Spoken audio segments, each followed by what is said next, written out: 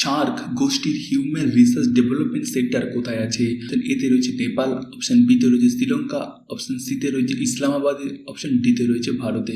তো সঠিক অ্যান্সার যদি দেখি তাহলে কিন্তু এখানে হয়ে যাবে হচ্ছে ইসলামাবাদে। এবং আপনারা যদি এই সমস্ত প্রশ্ন কটার সঠিক অ্যান্সার জানেন তাহলে কিন্তু অবশ্যই নিচে কমেন্ট বক্সে কমেন্ট করে দেবেন। তো welcome to edu for you Facebook page এবং ইউটিউব চ্যানেল। প্রত্যেকদিন নতুন নতুন জিকে দেখার জন্য কিন্তু অবশ্যই আপনারা এই চ্যানেলটিকে সাবস্ক্রাইব করে রাখবেন। সাথে সাথে ভিডিওটাকে লাইক এবং শেয়ার করতে কিন্তু একদমই ভুলবেন না। ফেসবুক থেকে দেখে থাকলে অবশ্যই এই বাটনে ক্লিক করে কিন্তু আপনার পেজটাকে ফলো করে রাখবেন। পরবর্তী কোশ্চেন আমরা দেখি তাহলে কিন্তু এইখানে রয়েছে শার্ক গোষ্ঠীর সদর দপ্তর কোথায় আছে? অপশন এ দেখতে অপশন এতে রয়েছে ঢাকা, অপশন বিতে রয়েছে কাঠমান্ডু, অপশন সিতে রয়েছে দিল্লি, অপশন ডিতে রয়েছে ইসলামাবাদ। তো সঠিক অ্যান্সার যদি দেখি তাহলে কিন্তু এখানে হয়ে যাবে হচ্ছে কাঠমান্ডু। তো এখনো পর্যন্ত যারা আমাদের এডুকেশন অ্যাপটাকে ডাউনলোড করেনি তারা কিন্তু সরাসরি গুগল প্লে স্টোরে গিয়ে আমাদের এই অ্যাপটাকে ডাউনলোড করে নেবেন। এই অ্যাপের মধ্যে আপনারা কী পাবেন? প্রত্যেকদিন লেটেস্ট যে কারেন্ট অ্যাফেয়ার্সগুলো থেকে থাকে সেগুলো পাবেন এবং নানা ধরনের জিকে কিন্তু এখানে আপনারা পেয়ে যাবেন। তো অ্যাপের লিঙ্ক আপনার ডিসক্রিপশনে পেয়ে যাবেন বা গুগল প্লে স্টোরে গিয়ে বেঙ্গলি জিকে সার্চ করলে কিন্তু আমাদের এই অ্যাপটা 4 বা 5 নম্বরে রয়েছে, সেই জায়গা থেকে ডাউনলোড করে নেবেন। পরবর্তী কোশ্চেন আমরা দেখি তাহলে কিন্তু এইখানে রয়েছে হচ্ছে শার্ক গোষ্ঠীর প্রথম ধারণার প্রবর্তক কে ছিলেন? অপশন এ দেখি তাহলে অপশন এতে কিন্তু এখানে রয়েছে রনিল বিক্রম সিংঘে, অপশন বিতে রয়েছে শেখ হাসিনা, অপশন সিতে রয়েছে জিয়াউর রহমান, অপশন ডিতে রয়েছে পণ্ডিত জওয়াহরলাল নেহরু। তো সঠিক অ্যান্সার যদি দেখি তাহলে কিন্তু এখানে হয়ে যাবে হচ্ছে জিয়াউর রহমান। পরবর্তী কোশ্চেন আমরা দেখি তাহলে এইখানে রয়েছে ইউনাইটেড নেশনের সদর দপ্তর কোথায় আছে?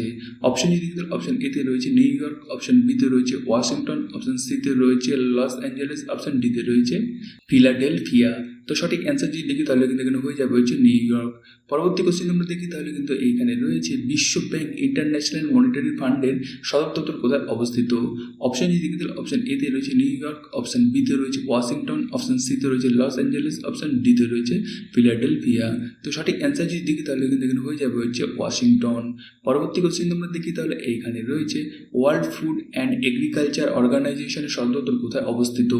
অপশন যদি দেখি তাহলে অপশন এতে রয়েছে জেনেভা, অপশন বিতে রয়েছে রোম, অপশন সিতে রয়েছে প্যারিস, অপশন ডিতে রয়েছে নিউ ইয়র্ক।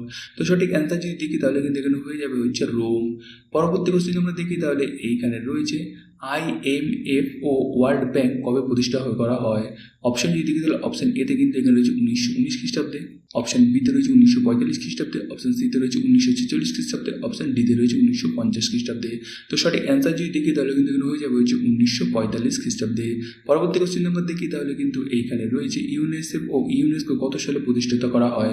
অপশন যদি দেখি তাহলে অপশন এতে কিন্তু রয়েছে 1945, অপশন বিতে রয়েছে 1946, অপশন ডিতে রয়েছে 1947, অপশন ডিতে রয়েছে 1955।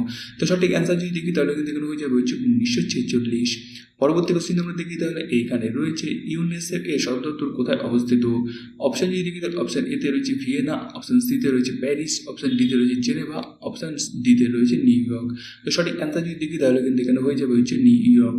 পরবর্তী কোশ্চেন আমরা দেখি তাহলে এইখানে রয়েছে ইউনেস্কোর সদর দপ্তর কোথায় অবস্থিত? অপশন যদি দেখি তাহলে অপশন এতে রয়েছে প্যারিস, অপশন বিতে রয়েছে বার্লিন, অপশন সিতে রয়েছে জেনেভা, অপশন ডিতে রয়েছে ওয়াশিংটন।